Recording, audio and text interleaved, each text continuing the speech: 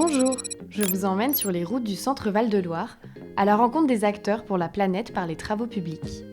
Aujourd'hui, nous nous rendons à Jargeau. Pouvez-vous nous expliquer votre parcours pour arriver jusque-là ? Bonjour, je m'appelle André Lyon, je suis conducteur travaux dans l'entreprise Baudin-Châteauneuf depuis 22 ans. Donc depuis l'âge de du collège, je voulais travailler dans le milieu du BTP, j'aimais bien tout ce qui était travaux manuels, ainsi de suite. Donc j'ai fait un bac général S et après j'ai fait un DUT génie civil. Et après ce DUT génie civil, j'ai décidé tout de suite de vouloir travailler dans le travaux public. J'ai fait des stages, ça m'a permis de découvrir tout ce milieu-là qui m'a fait vraiment vibrer par rapport à tout ce qu'on réalisait, des chantiers de grosse envergure et tout ça. Et donc je suis arrivé dans l'entreprise Baudin-Châteauneuf. Donc c'est une entreprise qui est située à Châteauneuf-sur-Loire et qui est vraiment spécialisée dans tout ce qui est la construction métallique. Quels sont les enjeux et objectifs liés à ce chantier aujourd'hui ? Là, on est sur le projet du pont de la déviation de Jargeau. C'est un ouvrage qui fait 3000 tonnes, 575 mètres de long, donc c'est un énorme ouvrage. Sur ce projet-là, en fait, moi je vais m'occuper de tout ce qui est l'organisation du chantier. Donc en gros, il y a un bureau d'études. Donc avec le bureau d'études, je vais travailler avec eux et on va préparer toute la manière, toute la technique, comment on va pouvoir mettre ce pont en place. Techniquement, pouvez-vous nous expliquer les solutions choisies ? Ce qui a été décidé, c'est qu'en amont du pont, on a réalisé tout l'assemblage du tablier et on va venir lancer le pont au-dessus de la Loire. Donc on va venir le poser sur des patins téflon et on va venir le faire glisser ainsi de suite pour pouvoir l'emmener au-dessus de la Loire. Actuellement, c'est un des plus gros projets qu'on peut avoir dans la France en termes de longueur et de poids. Quel est le périmètre d'action de votre poste ? Donc sur mon métier, il y a toute la partie préparation technique, toute la partie aussi gestion du personnel où on va venir voir combien de personnes on a besoin sur le chantier, gérer après avec le chef de chantier toute l'organisation, donner des tâches aux gens, faire un planning. On va définir le début, toutes les phases de lançage, de mise en place et de fin de chantier.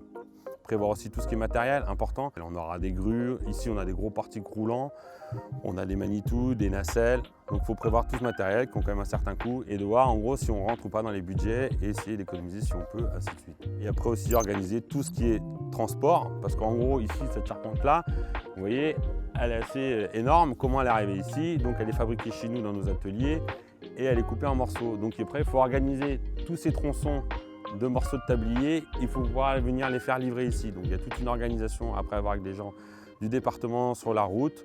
Et nous, nos convois, ils arrivent en convoi exceptionnel. C'est des convois qui font 70 tonnes avec 7,50 m de large. Quels sont les métiers présents pour réaliser un tel ouvrage ? Voilà, sur ce chantier, du coup, on peut retrouver plusieurs types de métiers. Donc on a le chef de chantier, donc lui qui va vraiment diriger tous les gars sur le chantier. Ensuite, on a les monteurs, charpente métallique. Donc ces monteurs, eux, ils vont réaliser vraiment tout ce qui est tâches sur le chantier, sur l'assemblage de la charpente métallique. On va pouvoir aussi retrouver tout ce qui est les métiers de soudeur. Eux, ils vont venir réaliser toutes les soudures des morceaux de caisson du tablier pour faire tout le contour. Et on va retrouver aussi les métiers après de peintres. Ils vont venir réaliser tous les travaux de peinture derrière. Donc ça fait tout un ensemble, donc c'est un travail d'équipe tous ensemble pour pouvoir réaliser ces travaux. Comment l'entreprise prend-elle en compte la nature environnante ainsi que la transition écologique ? Ici on a un chantier où on est au-dessus de la Loire, elle est Natura 2000, donc en gros on a des plans de mesure en sorte pour protéger ici les animaux, la faune et la flore quand été mis en place sur le chantier. On a arrêté tous les travaux dans la Loire de fin mars à fin juillet pour pas déranger tout ce qui est frayage au niveau des poissons. On a mis des bâches de protection pour que tous les batraciens ne puissent pas rentrer sur le chantier, pour qu'en gros il n'y ait pas d'incidence aussi avec le personnel, avec des engins de chantier, pour qu'on ne puisse pas les écraser. On a même aussi trouvé un oiseau balbuzard, du coup on a fait fabriquer même carrément un perchoir au-dessus de la forêt pour qu'ils puissent avoir un nid adéquat pour tout ce qui est travaux. Il y a un bout de forêt qui a été découpé et ils vont replanter le double de la forêt ici sur ce projet.